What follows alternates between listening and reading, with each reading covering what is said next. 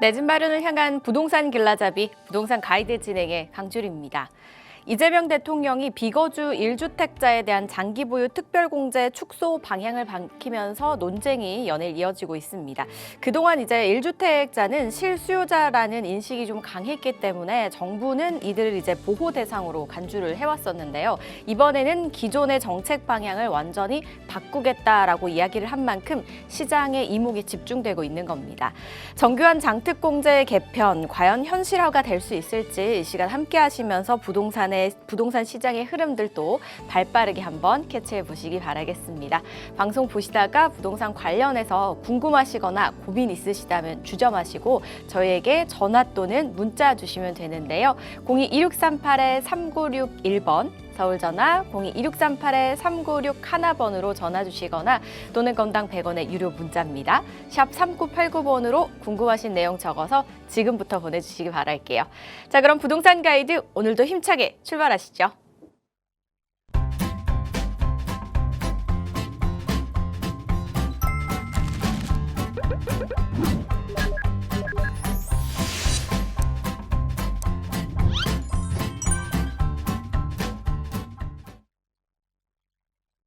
네, 부동산 가이드 4월의 마지막 주에 문을 열어보도록 하겠습니다. 오늘 함께 하실 분은요, IM 부동산의 박유란 대표 함께 하십니다. 어서 오세요. 반갑습니다. 박유란입니다. 내 집 마련을 하시려는 분들은 좀 서두르셔야 될 것 같습니다. 지금 부동산 시장이 굉장히 심각하게 돌아가고 있고요. 사실상 집값을 잡아주겠다, 내 집 마련을 할 수 있을 줄 알았더니 이런 정책들이 서민들을 좀 잡는 꼴로 이어가는 모양새인데요. 최근에 이슈가 되는 세금 얘기들, 장특공 얘기부터 비거주 1주택에 대한 얘기들까지 굉장히 세금에 대한 이슈들이 많이 나오고 있고, 또 하나는 뭐가 있냐면 갈수록 이 월세난이 심각하게 될 수밖에 없다. 결국은 토지거래 허가구역이라든지 이런 제재들이 실거주 1주택만 유지를 해야 되는 상황인데 대출 자체가 막혔죠. 그러다 보면 자금이 좀 부족하신 분들은 임대차로 돌아가야 되는데 이 전세난 또 심각하고, 거기다가 월세화가 더 가속화될 수밖에 없는 게 뭐냐면 지금 얘기가 나오고 있는 게 전세 보증 한도를 90%에서 또 70%로 내리겠다라는 얘기들이 계속 나오고 있습니다. 그러면 결국은 공동주택 공시가격 126%에서 98%가 되는 건데요. 이게 전세 가격을 안정화시키는 게 아니라 내려간 보증금만큼 월세화가 빠르게 된다고 보셔야 되는 거예요. 과거에 전세만 있던 게 반전세 시장으로 흘러 들어왔고요. 지금은 반전세 시장이 당연시된 시장이고, 거기다가 월세 가격이 상당히 많이 폭등을 한 상황인데 이게 더 가속화될 수밖에 없다라고 생각을 하시면 될 것 같고요. 그래서 굉장히 상황이 심각하게 돌아가고 있고, 내 집 마련을 좀 하시려는 분들은 좀 서두를 필요가 있다라고 좀 말씀을 드리면서 오늘 강의 들으실 때 좀 집중해서 들으시면 좋을 것 같습니다. 네, 양도세 중과 유예 종료만 끝인 게 아니라 그 이상의 이런 것들이 또 하나씩 기다리고 있다 보니까 부동산을 좀 눈여겨보시는 분들 입장에서는 머리가 좀 많이 아프시지 않을까라는 생각이 듭니다. 이 복잡한 마음, 마인드 컨트롤도 잘 하셔야지 우리가 앞으로 더 플랜도 잘 짜서 대응을 할 수 있는 거잖아요.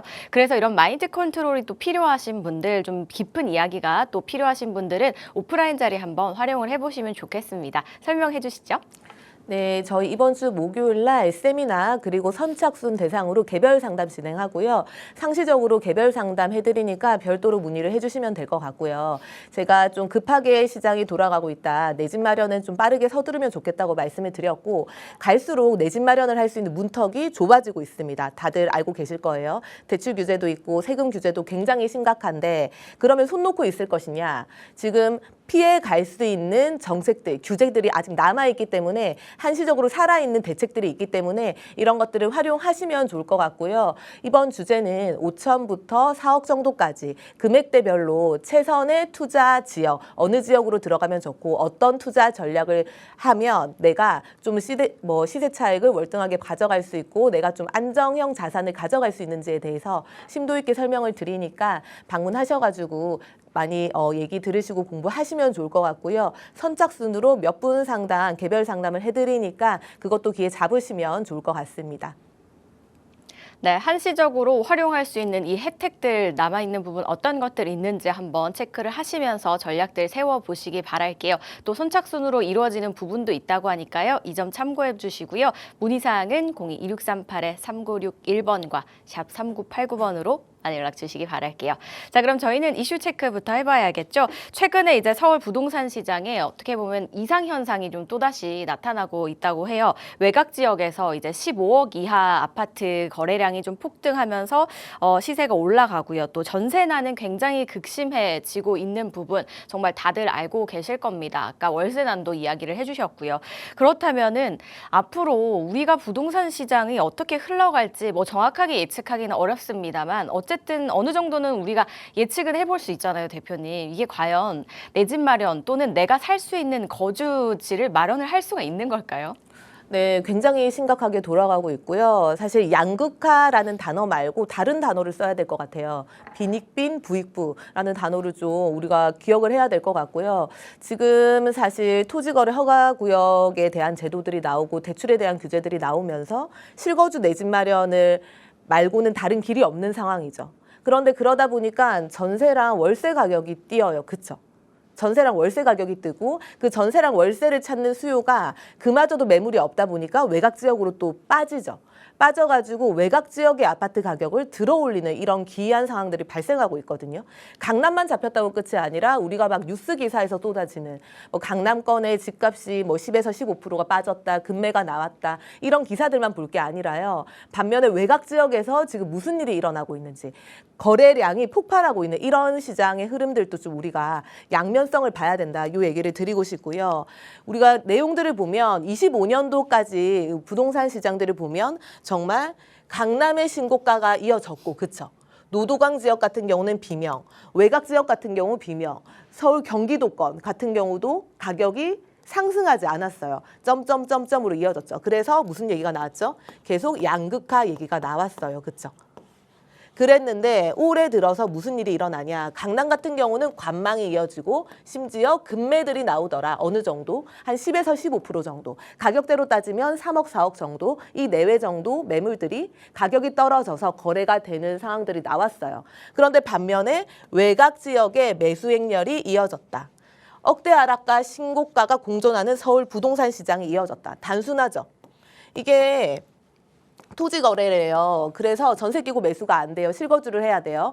그러면 이 강남권에 실거주를 하고 있는 이 전세 세입자들이 어디로 가야 되죠? 나와야 돼요. 이 지역 주변에서 전세를 구하든지 매매를 해야 되는데 가격이 많이 올랐어요. 그렇죠? 그러니까 그 옆에 옆 동네를 이동하게 되는 겁니다. 조금 더 낮은 단지들 들어가는데 전세 매물들이 어떻게 되죠? 제가 지난번에도 뭐 설명을 드렸다시피 1000세대 이상 넘는 아파트들의 그 단지들의 월세나 그 전세 건수가 10건이 채 안 되는 단지들이 상당히 많거든요. 그러면 이런 수요들, 전월세를 구하지 못한 수요들은 결국은 매매로 돌아서야 되고 그러면 가격을 낮춰서 외곽으로 가야 되고, 그쵸? 그런데 이 외곽에 있는 아파트에 살고 있는 그런 임차인들은 또 나와야 되죠. 나와서 더 외곽으로 빠지는 계속 이런 상황들이 발생을 하거든요. 그러다 보니까 상대적으로 수요가 쏠리는 외곽 지역의 아파트 가격이 오르더라. 그런데 오르기 전에 전조 현상인 거래량이 폭발을 하더라라는 거예요. 그래서 중저가가 이끈 서울 아파트 거래량 탑 50이 있죠. 그중에 50군데 중에 43곳, 그러니까 86%가 외곽이더라는 거예요. 어느 지역이냐? 노원구, 도봉구, 강북구, 금천구, 관악구, 구로구, 노도강, 금강구라고 하죠. 거기다가 강서구, 중랑구까지. 그동안 우리가 사실 쳐다보지도 않았던 지역. 뭔가 하급지라고 표현했던 이런 지역들 간에 7, 8, 9억대였는데 이 아파트가 이제 10억, 11억, 12억까지 이어지고 있죠. 가격이 상승하고 있어요. 그럼 우리는 여기서 뭘 생각해야 되냐? 일단 서울 전체적으로 가격이 움직이겠구나. 외곽 지역에 있는 아파트들이 가격이 상승하면서 상향 평준화가 기본적으로 일어날 거예요. 그러면 결국은 20억대 아파트, 30억대 아파트까지 결국은 지금은 뭔가 관망세가 이어지지만 다시 상승할 수 있겠구나라고 생각을 해야 되는 거고요. 그마저도 여기 아파트가 작년까지 가격이 오르지 않는다고 했어요. 그래서 이 집주인들이 슬펐죠. 양극화가 자꾸 벌어지니까. 그런데 여기 아파트가 상승하고 있고 20억대 이상부터 아파트 가격이 점점 하고 있으면 시드가 좀 된다 그러면 갈아타기가 지금 가능한 시장이죠. 갈아타기가 가능한 시장이에요. 그러면 결국은 갈아타기, 물갈이가 되는 시장인 거거든요. 그런데 반면에 내가 집이 있으면 오케이. 그런데 무주택자다. 이미 8, 9억 하던 아파트, 5, 6억 하던 아파트가 9억, 10억까지 가는 상황에서 나는 집 사기엔 더 힘들죠. 대출까지 더 막혔죠. 이런 상황이 계속 지금 반복이 되고 있는 거예요. 그래서 26년도에 2개월 정도 서울 외곽의 아파트 거래량들을 보면요. 일단 거래량이 상당히 많이 늘었다라는 거고요.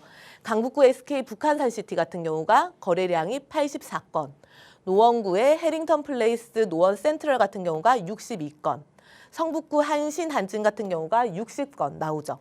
중구 롯데캐슬 베네치아가 61건, 노원 중계 무지개 아파트가 50건, 거래량이 폭발적으로 늘었다라는 거예요. 어느 거래량이 늘었냐? 주로 6억 대출 받던지 아니면 생초, 최대한 활용하시는 분들, 신혼부부들 이런 분들이 최근에 상담을 많이 오시거든요.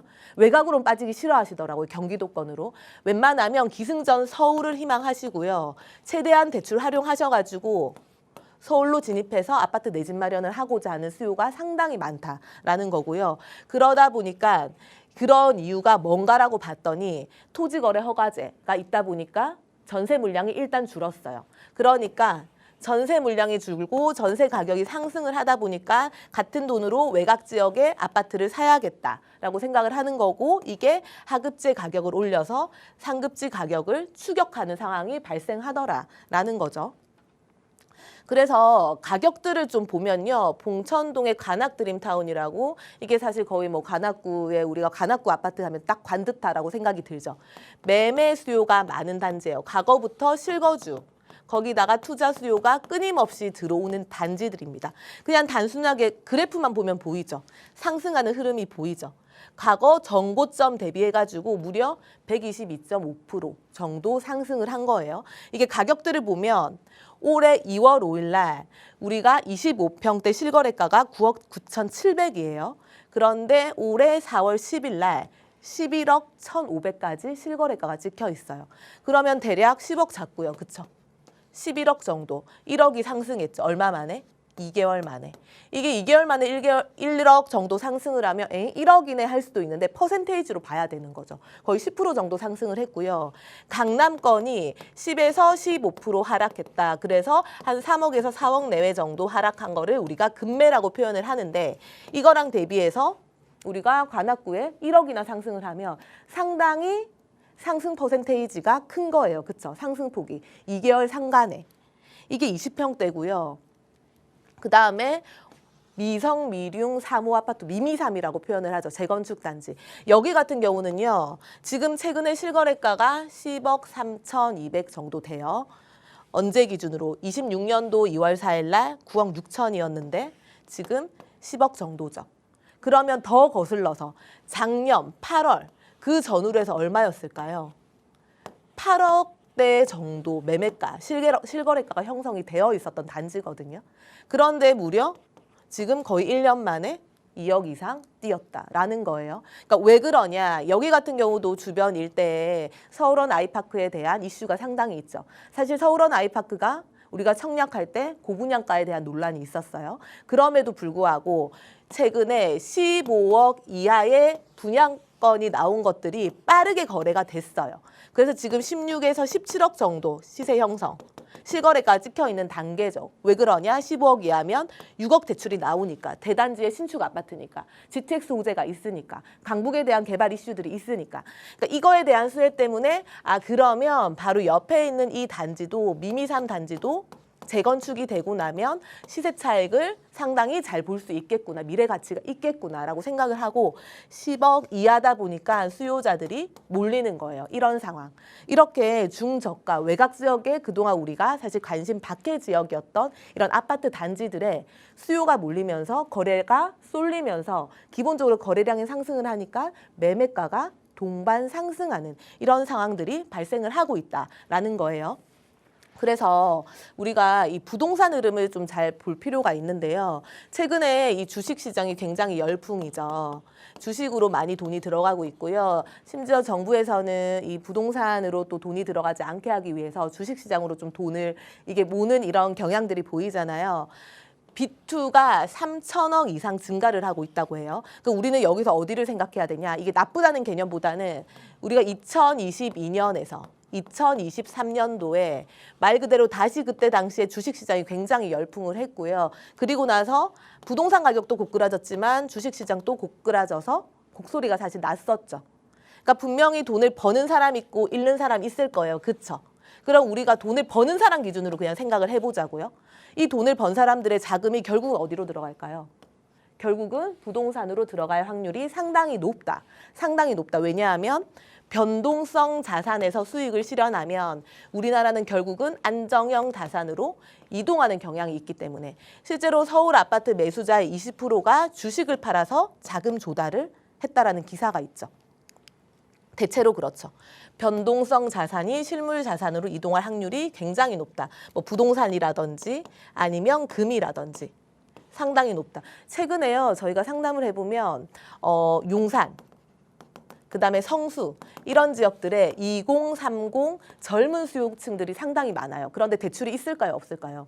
대출 없는 현금으로 내 집 마련을 하는 수요자들이 상당히 많다. 오히려 강남에 비례해서. 강남 같은 경우는 상대적으로 좀 뭔가 고소득의 직장인, 뭐 의사, 판사 이런 직종들이 많고요. 우리가 강북의 용산이라든지 성수 이쪽으로 넘어오게 되면요. 사업하시는 분들 뭐 다양하겠죠. 그런데 이 중에 주식이나 코인으로 뭔가 이렇게 시드를 상당히 많이 모아서 현금으로 내 집 마련을 하는 수요자들이 상당히 많다. 이거는 신흥 부자가 그만큼 많이 생겼다는 거고요. 결국은 그런 주식에 대한 이 자금이 커지게 되면 부동산으로 결국은 들어오더라. 부동산으로 들어오면 다시 한번 가격이 상승을 할 가능성이 상당히 높다라는 거고요. 그래서 부동산 매수자의 자금 조달 계획서를 우리가 보면요. 부동산 주식 팔아서 강남에서 강남으로 일단 갈아탄다라고 되어 있죠. 부의 대물림이 일단 지속된다는 거예요. 우리가 이 자금 조달 계획서를 보면 결국은 부동산을 처분해서 일단 부동산을 사는 이 퍼센테이지가 상당히 높기는 해요. 금천구 같은 경우도 21년도나 25년도나 부동산 처분한 금액으로 다시 부동산을 매수하는 게 무려 30% 내외가 되죠. 마찬가지로 강남 같은 경우도 21년도나 25년도나 부동산을 처분해서 다시 부동산을 사는 게 28%에서 39%까지. 결국은 부동산에 들어와 있는 흐름은 나가지 않는다는 거예요. 부동산의 흐름은 부동산에서 일단 해결이 되더라. 그런데 내가 주식이나 채권으로 해서 시세 차익을 보면 이것도 어디로 들어온다는 거죠? 결국은 부동산으로 들어오는데 이 비율 자체가 상대적으로 외곽 지역에 있는 수요보다 이 중심지에 있는 수요들이 부동산으로 뭔가 주식이나 채권 매각 대금을 더 많이 유입을 시키더라라는 거예요. 이런 부분들을 생각을 해야 되는 거고요. 그 다음에 여기서도 또 하나 보셔야 되는 게 부동산을 처분해서 부동산을 다시 사죠. 그런데 내가 집이 한 채라도 있으면 다행이에요. 그쵸? 근데 집이 없다. 혹은 이 실거주가 대출이 많아서 이게 유일한 곳이다라고 하면 사실 처분해서 갈아타기가 상대적으로 힘들어요. 그렇죠? 그럴 경우에는 뭔가 이게 부의 사다리로 올라타기가 힘들더라. 그래서 지금 하셔야 되는 거 무주택자들은 1주택을 사셔야 되는 거고요. 그렇죠? 이게 거주가 되든 투자가 되든 하셔야 되는 거고 1주택자 분들은 제일 고민인 게 내 집 마련은 됐는데 내 자녀 앞으로 지금 최근에 집값이 너무 많이 올라서 내 자녀 앞으로 뭔가 집 마련을 해주기가 힘든 고민을 계속 가지고 상담을 오시는 분들이 많거든요. 이런 분들 같은 경우도 아파트는 사실상 막혀 있죠. 그러면 지금은 어디로 가야 돼요? 재개발 시장이죠. 재개발 시장으로라도 가서 서울권에 내 집 마련 첫 번째, 내가 내 집 마련 됐으면 자녀 앞으로 추가 집 마련을 해주는 플랜으로 가셔야 이게 앞으로의 시장에 더 빠르게 정착할 수 있다. 좀 이렇게 보시면 될 것 같습니다. 중저가 아파트들의 반란이 시작이 되면서 이제 서울 아파트 시세가 좀 상향 평준화를 향해 가고 있는 그런 실정입니다. 그리고 요즘 코스피 지수가 굉장히 이제 상승을 하면서 수요가 좀 폭발하고 있잖아요. 말씀해 주셨듯이 주식으로 자산을 키우면 결국은 이제 부동산을 사게 된다. 뭐 이런 기사들이 좀 덜어 나오더라고요. 다르게 생각을 해보면 코스피 지수가 폭등하면서 이제 부동산보다 주식에 좀 자금이 묶이게 되는 그런 상황이 계속해서 생기고 생기고 있다라는 그런 느낌이 좀 들기도 합니다. 그러니까 부동산으로 지금 들어오지 않는다라는 거죠, 자금이. 그런데 오히려 이럴 때일수록 부동산을 좀 더 눈여겨봐야 하지 않을까라는 생각이 들거든요, 대표님. 어떤가요? 네, 왜 부동산을 하냐? 이게 간단해요. 제가 아까 계속 안정자산이라는 말씀을 드렸었거든요. 그러니까 부동산은 뭔가 뭐 요새 재건축 재개발 이슈가 상당히 많죠. 재건축이나 재개발을 하게 되면 말 그대로 집을 부숴서 이게 실체가 결국 없어지잖아요. 그러니까 없어지기 직전까지 공실에 대한 위험성이 사실상 제로에 가깝죠. 대표적인 게 송파에 있는 가락 3익 맨션 아파트가 있어요. 여기가 이제 이주를 시작을 할 겁니다. 관리 처분 인가가 떨어졌죠. 곧 이주를 할 건데요. 우리가 통상 생각해 보면 이주를 한다 땅땅땅 하면 이주할 수 있는 기간을 통상 6개월에서 1년 정도 주지 않습니까? 그러면 이주 시작한다 그러면 우르르 그 시기에 바로 다 나가나요? 2주 마지막 막바지 1년까지 꽉 채우거나 그마저도 1, 2개월 또 딜레이 되거나 끝까지 살죠.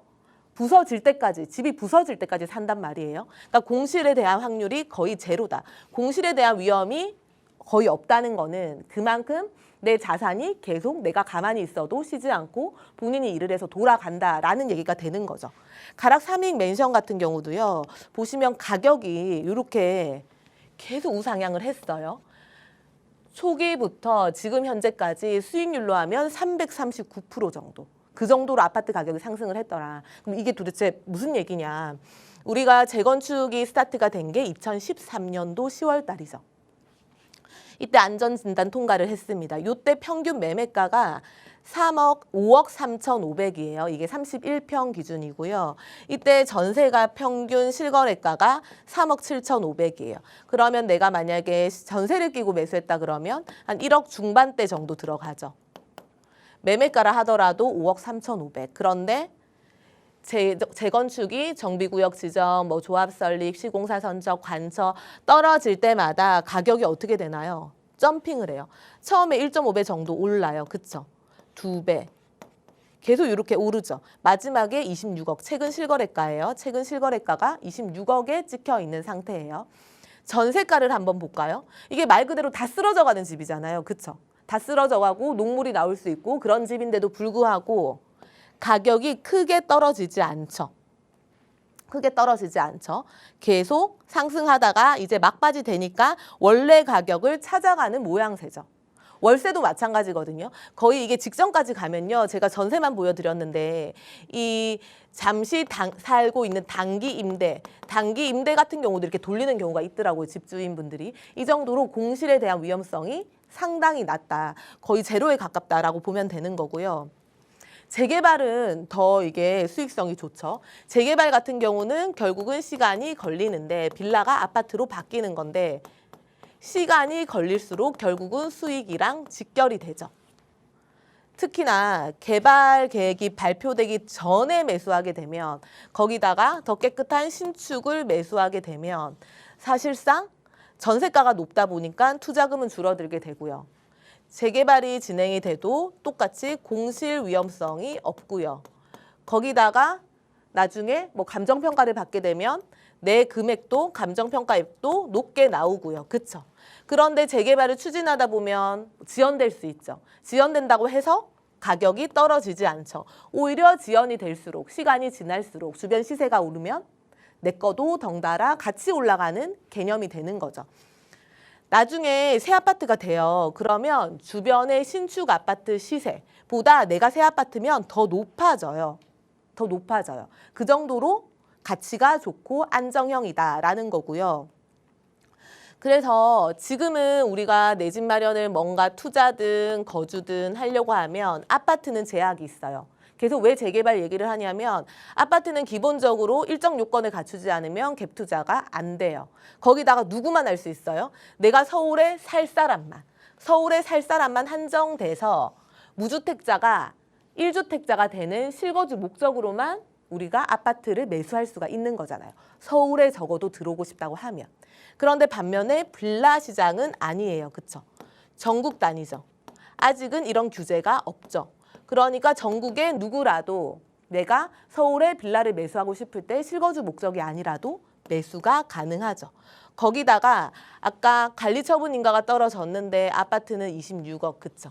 근데 빌라는 그렇게 또 가격이 안 가죠. 이런 차이들이 있는 거죠. 그래서 지금은 재개발 시장이 활발하더라. 근데 단순히 재개발 이렇게 볼 일이 아니라 빌라로 볼 게 아니라 서울에 땅값이 갈수록 높아지고 있죠. 서울에 내가 지분을 깔고 있는 개념으로 미래의 아파트를 선점하는 개념으로 접근을 하시면 더 내가 유익하다. 이렇게 좀 보실 수 있을 것 같습니다.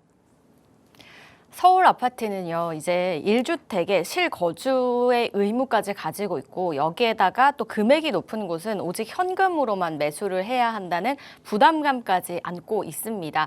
그래서 무주택자여도 매수하기가 쉽지가 않은 곳이 서울의 아파트잖아요. 그래서 이제 대안이 좀 많은 분들이 눈을 돌리시는 게 바로 재개발을 앞두고 있는 빌라가 아닐까 싶어요. 그리고 왜 또 부동산을 이럴 때일수록 눈여겨봐야 하느냐 이유에 대해서는 부동산이 아무래도 안전자산에 속하기 때문이라고 말씀을 주셨기 때문에 이 부분을 한번 참고하셔서 전략을 꼭 세워보시면 좋겠습니다. 지금 당장 하지 않으시더라도 미리미리 전략 세우시면 진짜 중요한 부분이잖아요. 물론 또 타이밍이 지금이 중요하다라고 말씀은 하셨지만 이런 부분들은 내 상황에 맞춰서 또 진행을 해보시면 되겠죠. 상담은 역시 저희 또 부동산 가이드와 함께 이야기 나눠보시면 좋겠고요.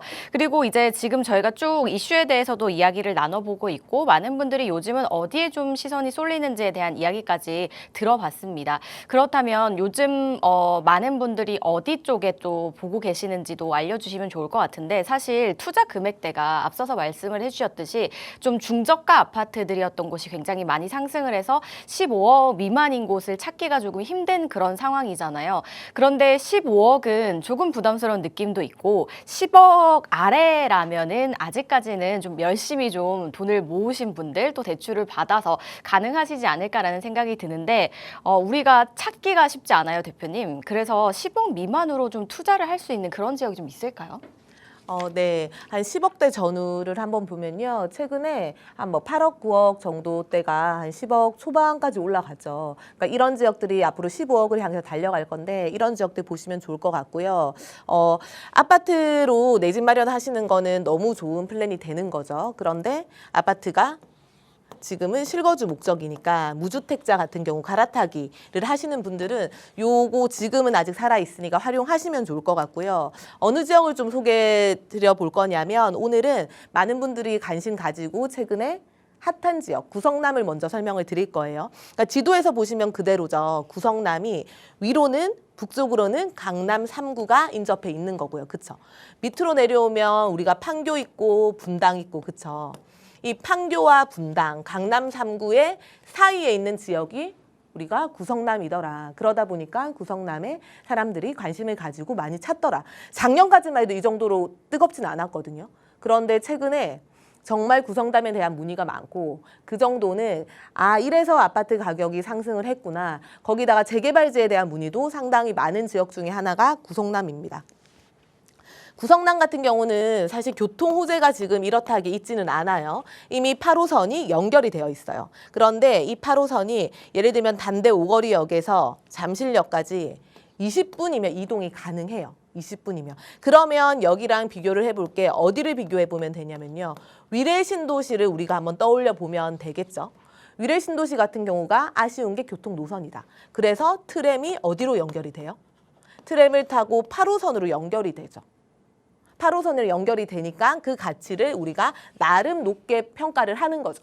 그런데 구성남 같은 경우는 이 주변 뭐 남한 산성역 입구라든지 단대 오거리역이라든지 산성역이라든지 요 일대에 다닥다닥 붙어있는 역세권 단지들이 아직 남아있거든요. 준신축급 단지.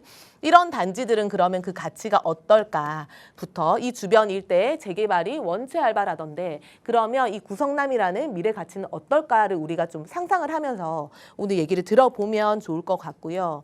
구성남 같은 경우는 사실 구릉지가 좀 많이 형성이 되어 있는 지역이긴 해요. 그런데 변모하고 있죠. 빌라촌만 있는 상태에서 구릉지가 형성이 되어 있으면 그야말로 정주 여건이 상당히 좋지 않고 좀 주차도 힘들고 비가 오거나 눈이 오면 상당히 힘들죠. 살기가 힘들어요. 그런데 이런 지역이 아파트화가 되면 구릉지가 있지만 나름 평탄한 살기 괜찮은 무난한 이런 지역으로 바뀌거든요.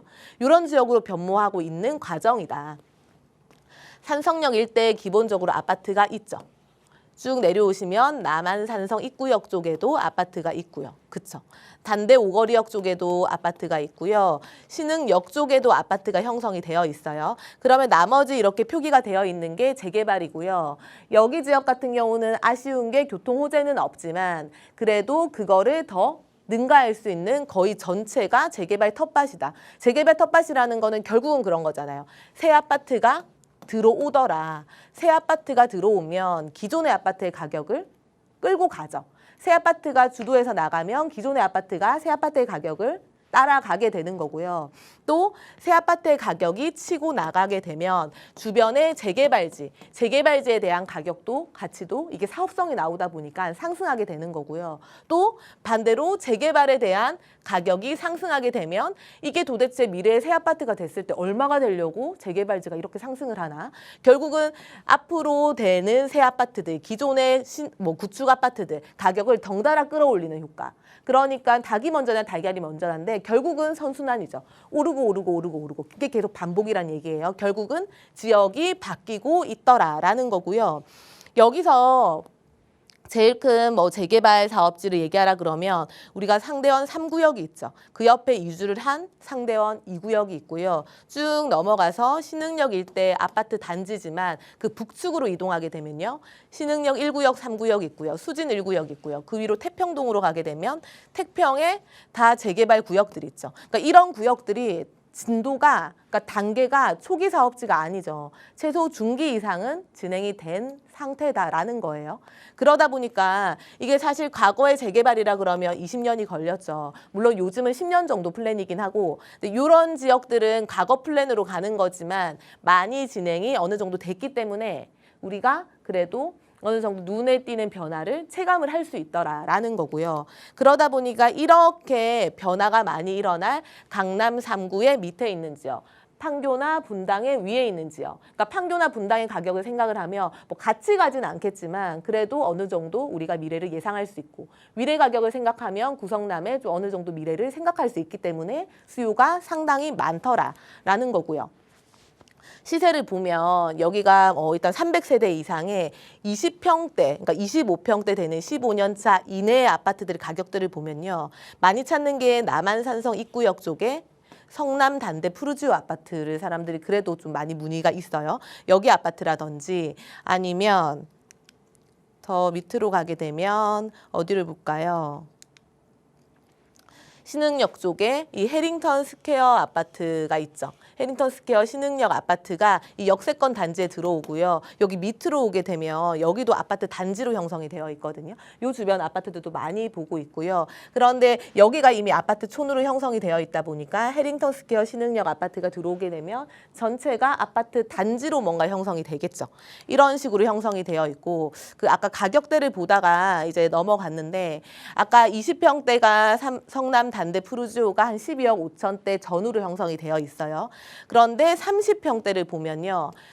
13억 정도예요. 그럼 여기서 뭐를 볼 수 있죠? 25평이나 34평대나 금액대가 현재 별 차이가 없다. 12억 5천대, 13억대. 그러니까 달라붙어 있다라는 거죠. 달라붙어 있다라는 거고요.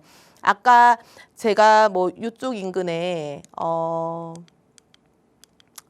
이게 금액대가 다 안 나와 있는데 위쪽으로 이동을 하시면 밑으로 이동을 하시면요. 여기 금빛 그라메종 아파트라고 있죠. 여기 같은 경우도 20평대 아파트가 10억에서 한 12억 정도 형성이 되어 있어요. 그런데 30평대로 가게 되면 13억에서 14억 정도 형성이 되어 있거든요.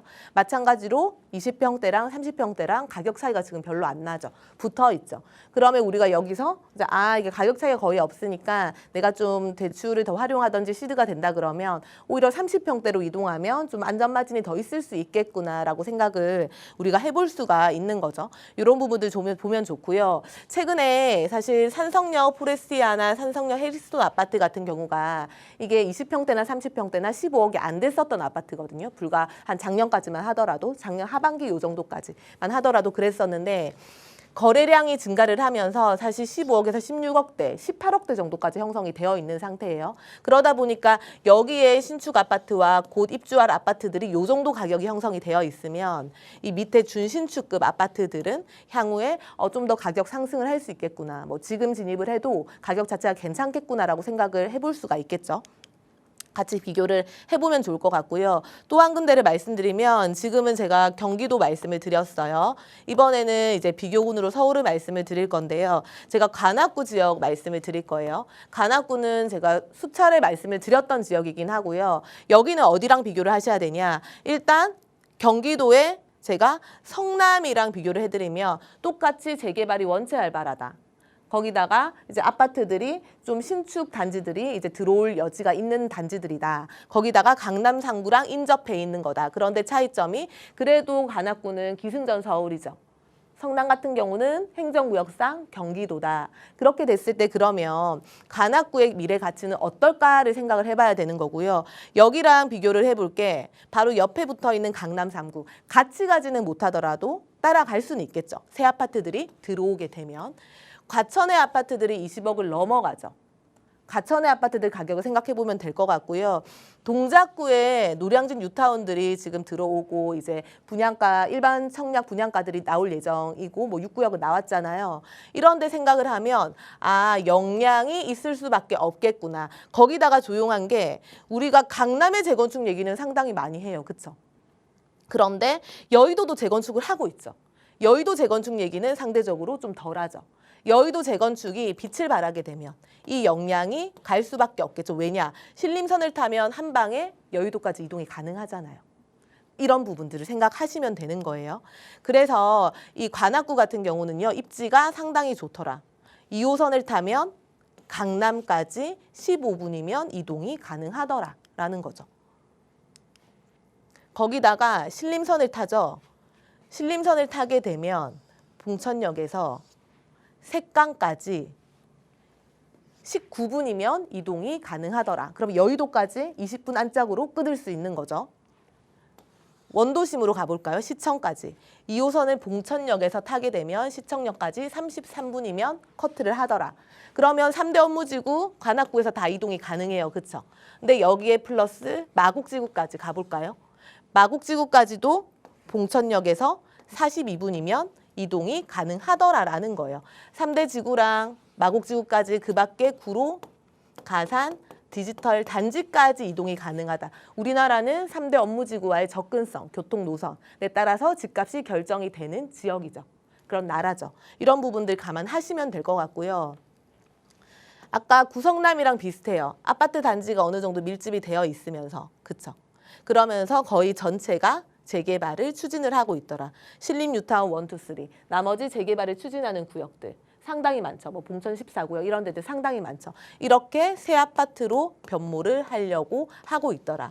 그러면 현재는 뭔가 관악구의 대장단지, 신축의 대장단지가 아쉽지만 없는 게 한계점이었다면 앞으로 새 아파트가 들어오게 되면 가격을 리딩할 거다. 그리고 또 하나는 뭐가 있냐면 이 이미지, 인지도의 차이가 있는 거예요. 뭔가 관악구라는 지역은 좀 못 사는 지역 같고 사람들이 좀 기피하는 지역 같은 느낌, 좀 외국인들이 살고 있는 이런 지역 같은 느낌이 있다 보니까 상대적으로 사람들이 좀 덜 찾았죠. 그러니까 가격 상승에 한계가 있었다. 그런데 지금은 집값이 다 오르다 보니까 10억 내외 아파트들을 찾는 단지들, 이런 단지들이 이 지역에 있다 보니까 외부 수요가 들어오더라. 결국 외부 수요가 들어오면 가격 상승을 시키게 된다라는 거고요. 그러다 보니까 최근에 가격 상승이 이뤄졌다고 보시면 될 것 같고요. 여기 같은 경우도 20평대 아파트들, 500세대 이상의 아파트들 관심 갖는 것들을 보면요. 관악 드림타운 당연히 있고요. 최근에 관악 벽산 블루밍 아파트 이런 것도 뭐 10억에서 11억대 형성이 돼 있죠. 관악 현대라든지 관악 푸르지오 아파트, 관악 우성 아파트 거기다가 여기 아파트까지 봉천 두산 아파트까지 사람들이 많이 찾는 아파트더라라고 보시면 될 것 같고 이게 25평이 10억에서 11억 정도 형성이 되어 있는 상태고요. 마찬가지로 30평대를 가보면 똑같죠. 봉천 두산, 관악 드림타운, 관악 벽산 블루밍 같은 경우, 관악 현대, 관악 푸르지오 아파트 같은 경우가 아까 20평대가 10억에서 11억 중반 정도, 여기 같은 경우가 11억에서 한 14억대 정도 30평대가 형성이 되어 있으면 가격 차이가 크게 없어요. 그쵸? 좀 붙어 있죠. 20평대랑 30평대랑. 이런 부분들 보고 내가 결정을 하시면 좋을 것 같아요. 이렇게 좀 아파트 10억대 전후의 아파트들 좀 알아봤고요. 네, 이렇게 지역을 좀 셀렉하셔가지고 임장 가시면 좋을 것 같습니다. 네, 판교와 분당 이제 강남 3구 사이에 있는 구성남을 먼저 설명을 주셨어요. 지금 현재 실수요자들이 좀 많이 몰리고 또 있다고 하네요. 둘러싸여 있는 주변 지역이 이미 뭐 가치를 인정받고 있는 곳이어서 이곳에 입지는 뭐 당연히 좋을 거고요. 다만 이제 또 노후화되어 있는 부분이 좀 있기도 하고 큰 교통 호재가 없다 보니까 지금 당장보다는 앞으로 시간이 좀 걸리지 않을까 이런 부분이 있었습니다. 그리고 추가적으로 관악구도 말씀을 주셨는데 관악구는 저희가 방송 중에 몇 번 말씀드렸던 지역이잖아요. 그동안 입지에 비해서 좀 굉장히 저평가 받고 있는 지역으로 유명했었는데 최근 들어서 상승이 좀 심상치가 않다고 하더라고요. 하지만 여전히 또 이 가능성을 가지고 있는 그런 지역인 것 같아요. 이렇게 두 곳 말씀을 주셨는데 이곳은 약간 아파트 위주로 말씀을 주신 것 같아요. 하지만 저희가 앞서서도 계속 얘기했던 부분이 아파트를 이제 그냥 들어가기에는 좀 한계가 있다라는 거를 저희가 말씀드리지 않아도 많은 분들이 실제로 느끼고 몸소 체감하고 있지 않을까 싶어요. 그래서 빌라로 좀 재개발 쪽으로 눈을 돌린다라는 말씀을 드렸었잖아요. 이번에는 빌라 쪽으로 저희가 한번 시선을 돌려서 전략을 한번 세워볼까요, 대표님? 네, 빌라 같은 경우는 일단 기본적으로 장기 투자를 목적으로 하면 더 좋아요. 이게 시간이 결국은 수익이 되는 구조가 빌라 투자더라. 입지 선택이 상당히 중요하다라는 얘기를 드리는 거고요. 지금 할 수 있는 우리가 최대한 받을 수 있는 혜택이 주택수 제외되는, 그러니까 취득가액이 6억 이하, 전용이 60제곱미터 이하의 주택을 신축 빌라를 27년도 12월 31일까지 준공이 난 거를 매수하게 되면 취득세, 종부세, 양도세에서 중과를 회피할 수 있죠. 이런 게 남아있다라고 아시면 될 것 같고요. 재개발 같은 경우는 예전에는 20년이 걸리는 플랜이었다면 지금은 10년 내외로 줄었다. 왜 줄었냐? 우리가 공사기간 같은 경우는 줄일 수가 없어요. 그렇죠? 그러면 앞에 행정 절차를 상당히 간소화를 시켰다. 예전에는 국가에서 후보지 선정을 해주는 경우가 많았는데 이번에는 요즘은 우리가 이제 제안을 하는 거죠. 그러면 추진위를 바로 구성을 해가지고 동의서를 걷어서 후보지에 대한 제안을 하는 거죠. 그 상태에서 후보지 선정이 되게 되면 바로 관리 계획을 세우고 조합 설립으로 들어가게 되는 거예요. 그 상태에서 사업 시행 인가와 관리 처분 인가가 함께 가는 거죠. 그리고 시공사 선정하고 이 단계를 거치다 보니까 상당히 많이 간소화가 됐더라라는 거고요. 실제로 그래서 이렇게 간소화된 사례들로 조합 설립 이후의 단계로 지금 이렇게 결과물이 나오는 곳들이 상당히 많죠. 이런 부분들은 우리가 관심을 가지면 되고 예전처럼 20년이 걸리는 사업은 아니더라라는 거예요. 오늘 좀 이게 설명을 드릴 구역이 우리가 수택 2구역이라고요. 여기가 구리역 하이니트 리버파크 아파트예요. 그러니까 여기 같은 경우는 지금 일반 분양을 끝냈어요. 그러니까 청약을 끝낸 단지입니다. 우리가 기본적으로 재개발 빌라를 매수를 할 때 일반 분양을 하기 전에 들어가면 내가 조금 더 시세 차익을 또 안정적으로 가져갈 수 있다. 이 부분은 좀 아시면 좋을 것 같고요. 여기 같은 경우는 조합원 수가 1,209명이에요. 비례율이 그렇게 높지는 않았어요. 96.97%. 아파트가 만들어지면 3,022세대가 만들어지는 거고요. 3개의 시공사가 들어온다고 하니까 요거는 참고를 하시면 될 것 같고 입주 시기 같은 경우는 29년도 12월쯤 예정을 하고 있죠. 여기는 그 일반 분양을 했어요. 최근에 청약을 해서 굉장히 시끌시끌했고 지금 또 상당히 인기가 많은 단지다. 일반 분양가 같은 경우가 5구 타입이 10억 초반 정도, 84 타입이 13억 5천 정도였어요. 그러면 이게 구리에 청약 분양가가 상당히 낮은 건 아니에요. 그렇죠? 분양가 상한제가 없다 보니까 좀 가격이 나가네라는 고분양가 논란이 있었지만 그럼에도 불구하고 지금까지 인기가 많다. 계속 핫하다. 왜 그러냐? 일단 기본적으로 주변 실거래가만 비교를 해봐도요. 이 편한 세상 인창 어반포레 같은 경우가 세대수도 더 작은데 분양가가 이 아파트의 실거래가가 우리 청약 가격이랑 별반 차이가 없잖아요. 그러면 이게 안전마진이 없네라고 생각할 수 있는데 그래도 여기는 단지가 상당히 일단 크죠. 단지가 상당히 크고 이렇게 일반 아파트를 매수하게 되면 내가 사실 계약금과 중도금, 잔금이 싹 다 단기간에 있어야 되지만 이런 아파트 같은 경우는 계약금 10%에서 20%만 있으면 2년, 3년, 4년을 기본적으로 끌고 갈 수 있잖아요. 그러다 보니까 레버리지 지렛대 효과가 되는 거예요. 그러니까 기본적으로 인기가 많았고요. 여기는 지하철역이 사실 거리가 좀 있어서 역세권이라고 할 수는 없는데 세대수가 많다 보니까 충분히 대장 단지가 될 수가 있더라. 그러다 보니까 청약에 많이 몰렸는데요. 청약은 아무나 되는 게 아니에요. 그렇죠? 그럼 우리는 이 아파트를 살려면 어떻게 사야 되죠? 입주권을 매수를 하셔야 돼요. 입주권 같은 경우는 지금 5구 타입이 뭐 P랑 추가 분담금까지 하면 5구 타입 같은 경우는 8억 후반대 정도, 84 타입 같은 경우는 11억대 정도면 매수가 가능해요. 최종 이 구입 가격이. 그럴 경우에 주변 시세랑 비교를 하면 안전 마진이 최소 2억 이상은 있는 상태다 보니까 이런 거는 우리가 관심을 가지면 기본적으로 좋죠. 미아동으로 가볼까요? 미아 2구역을 설명을 드릴 건데요. 여기 같은 경우는 미아 사거리역에서 나름 역세권 단지예요. 2, 3, 4구역이고요. 2, 3, 4구역 중에 3, 4구역이 속도는 더 빠른데 역에서는 조금 더 거리가 있고 단지 수가 상대적으로 좀 적고 반면에 2구역 같은 경우는 역세권이면서 단지가 상당히 많아요. 세대 수가.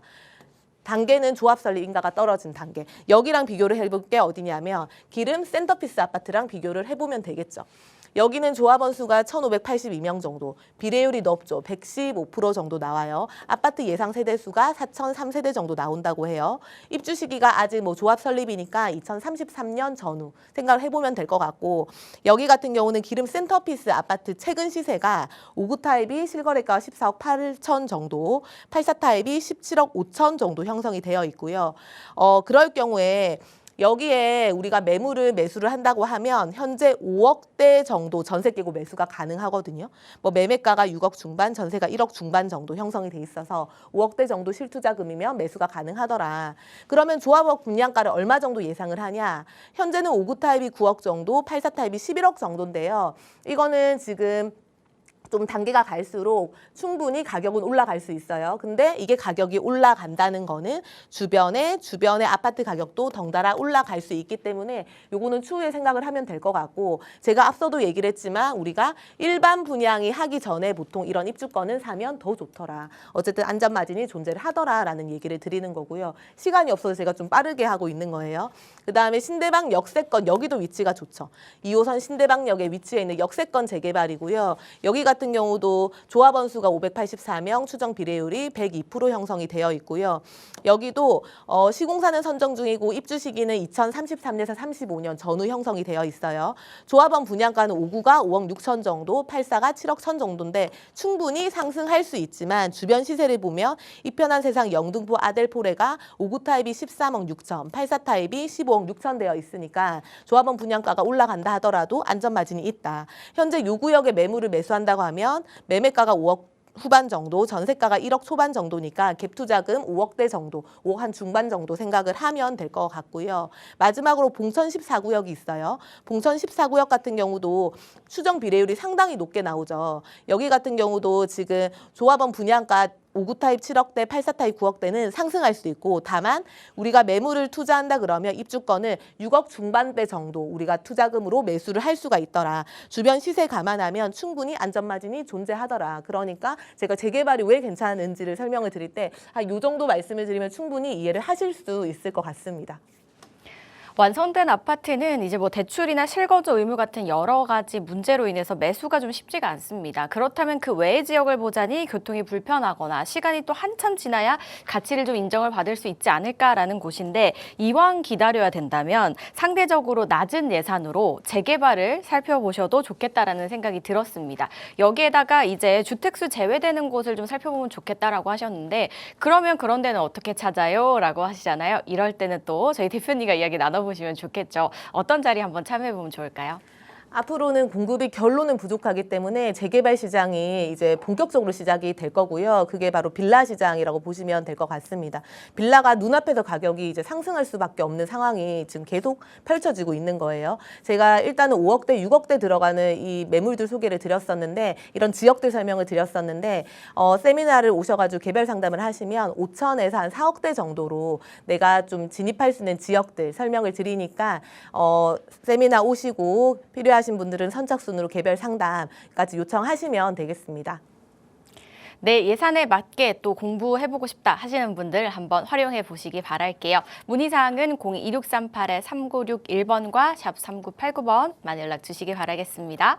저희 방송에서 제공하는 정보는 투자 판단에 대한 조언일 뿐 해당 부동산의 가치 상승과 하락을 보장하지 않습니다. 저희가 준비한 소식은 여기까지입니다. 저희 내일 이 시간 다시 찾아뵐게요. 시청해주신 여러분 고맙습니다.